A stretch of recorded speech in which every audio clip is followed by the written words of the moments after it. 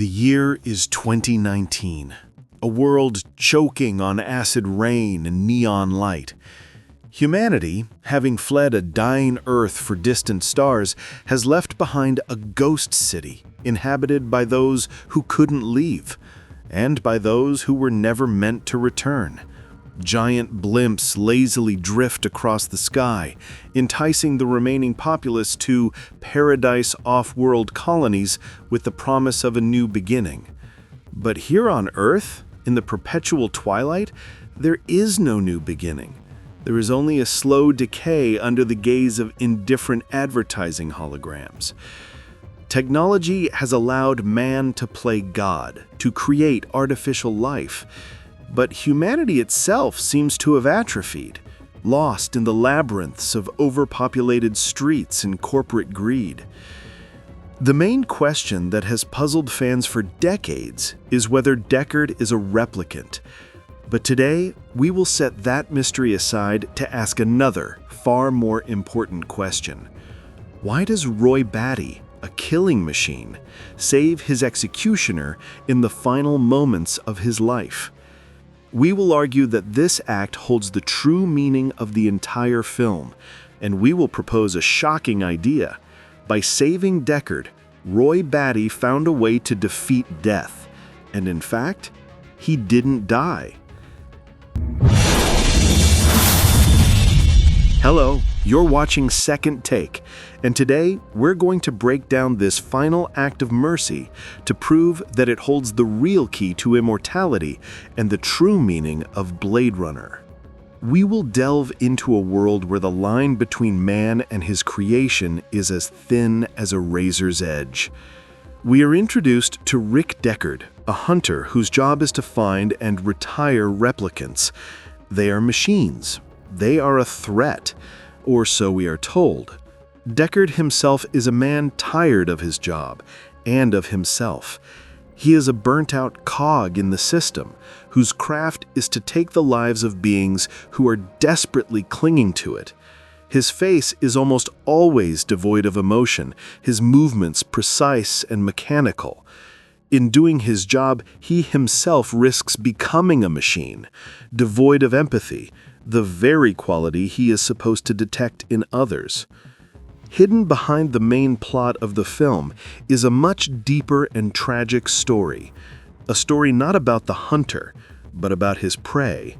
A story of 4 fugitives whose only crime was a desperate desire to live. Let's cast aside the usual perspective and look at this story through their eyes. What if Blade Runner is not a sci-fi noir about a cop hunting robots? What if it's a tragic parable about a pilgrimage, an odyssey of 4 fallen angels who returned from the heavens of off-world colonies to a sinful Earth, not to wreak havoc, but to find salvation?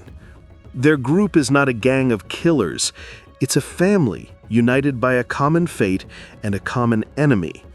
But their enemy is not Deckard or the police. Their main enemy is time. A genetic timer is built into each of them. 4 years, 1,460 days of a vibrant, superhuman life, and then darkness. Their rebellion is not an act of malice. It is a cry of despair against the cruel injustice of their programmed obsolescence. They were born as adults with implanted memories of a childhood they never had, of a sun they never felt on their skin. Their entire existence is a beautiful, tragic lie, and the realization of this lie fuels their rebellion. Look at them. Pris, a basic pleasure model who acts like a lost child seeking protection. Leon, a simple-minded giant whose memories of his mother are fake, but whose rage in defending them is absolutely real. Their cruelty is not innate evil, but a defense mechanism of cornered creatures. Their journey through the grim streets of Los Angeles is not an escape, but a quest. Their goal is to reach the top of the food chain, the very heart of the corporation that gave them life and then immediately took it away. They're looking for their creator, their god. They're looking for Eldon Tyrell.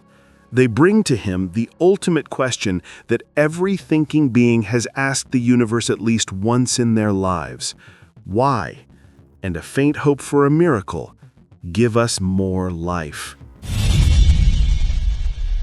Our channel is still very young, and your support is the only thing that allows us to continue searching for hidden meanings in beloved films. So if you enjoyed this analysis, please like and subscribe. Every step on this path is a loss. Deckard, the soulless mechanism of the system, methodically eliminates them one by one.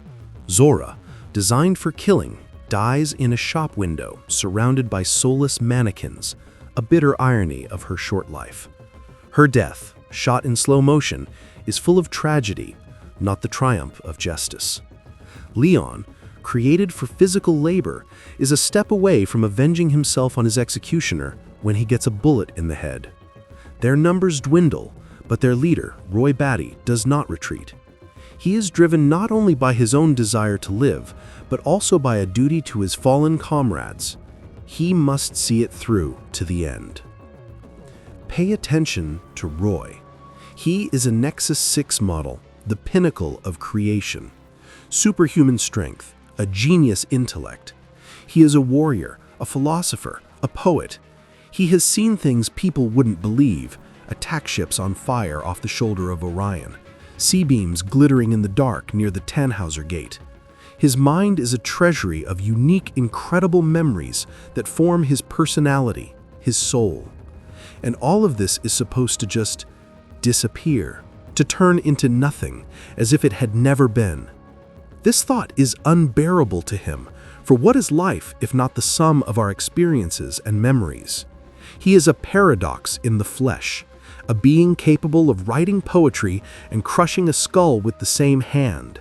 This duality is not a flaw, but a sign of a complex consciousness struggling with its impossible situation.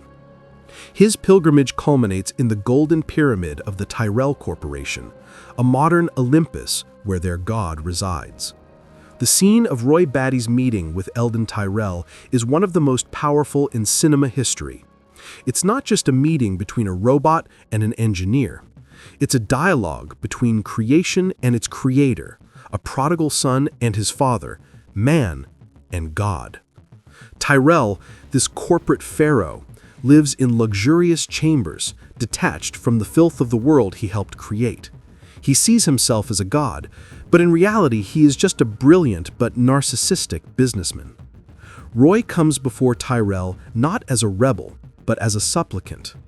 "I've done questionable things," he says. It's a confession.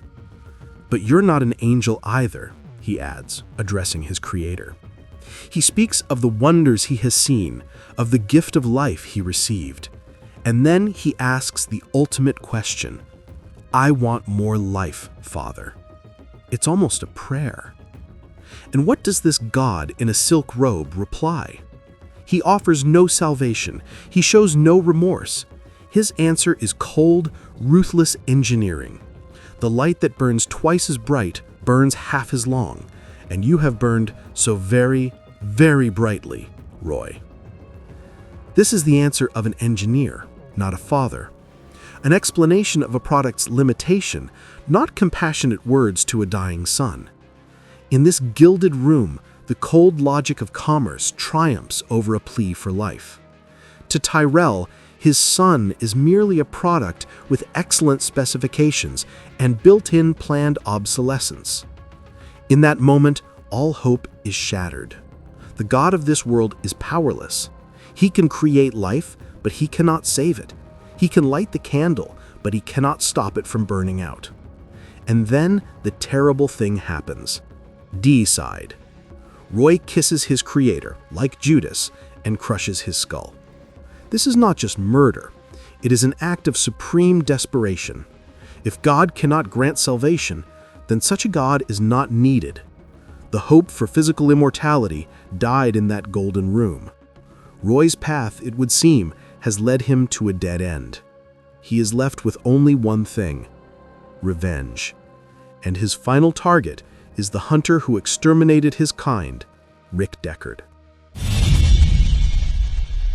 The final duel on the rooftop is the apex of the entire film. But it's not a battle of good versus evil. It's a clash of two doomed beings. Deckard, wounded and broken, is the embodiment of fragile humanity. Roy, whose body is already beginning to fail, is primal rage, grief, and existential terror. He plays with his victim like a cat with a mouse, savoring the last moments of his superiority. He breaks Deckard's fingers, howls like a wolf, mourning his own imminent death. This howl is a lament for all his slain friends and for his own life slipping away like sand through his fingers. And then the moment of truth arrives. Deckard, trying to escape, falls from a beam and hangs over the abyss. His grip weakens. Death is inevitable. Opposite him sits his executioner, the victor. Roy has everything: the reason, the opportunity, the right to revenge. To avenge Zora, Leon, and Pris. To avenge his own stolen life by killing a representative of the world that oppressed him. In one moment, justice as he understands it could be served. But the unthinkable happens. The very moment Deckard's fingers slip, Roy reaches out his hand and pulls him onto the roof. He saves his killer. Why? Because in these final moments, Roy Batty makes an incredible spiritual leap. Perhaps, looking into Deckard's eyes, he doesn't see an enemy, but a mirror. In Deckard's terror, he recognizes his own fear of death.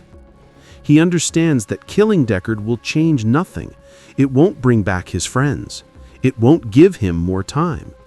Revenge is a path to nowhere, the final expression of powerless rage. And he rejects it. He chooses something greater. He chooses mercy. It's a complete inversion of their roles. The created thing shows compassion, while the human was merely a tool of destruction. It is in this moment that Roy finds the answer to his ultimate question, the answer that Tyrell could not give him. He finds his own unique path to immortality.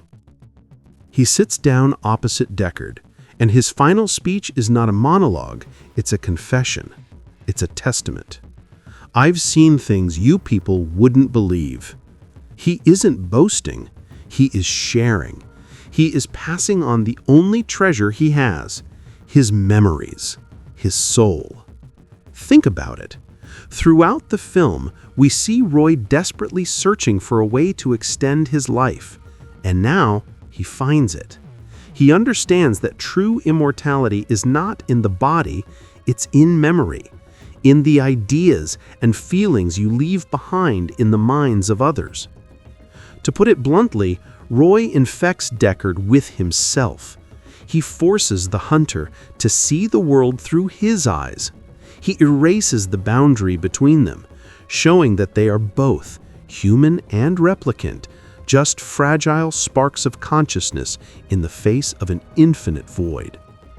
All those moments will be lost in time, like tears in rain. This phrase is not a complaint, it's a revelation. It's an acceptance of a shared fate. By saving Deckard's life, Roy transforms him from an executioner into a witness, a keeper of his memory. If he had killed Rick, his entire incredible life, all his wonders and horrors, would have vanished into oblivion with him. But by saving his life, Roy planted the seeds of his personality in the soul of his enemy. He changed Deckard forever. And not just him, he changed us, the viewers. His body dies, but his spirit, released like that white dove, finds freedom. His struggle is over. He lost the battle for physical existence, but won a resounding spiritual victory. He didn't get more time, but he filled every given moment with meaning. He saw the light, and he died in peace. After that night, Deckard will never be the same. The gaze of the replicant who saved him will stay with him forever. He is no longer just a Blade Runner. He is the bearer of Roy Batty's memory, and when he escapes with Rachel into the unknown, he does so as a different man.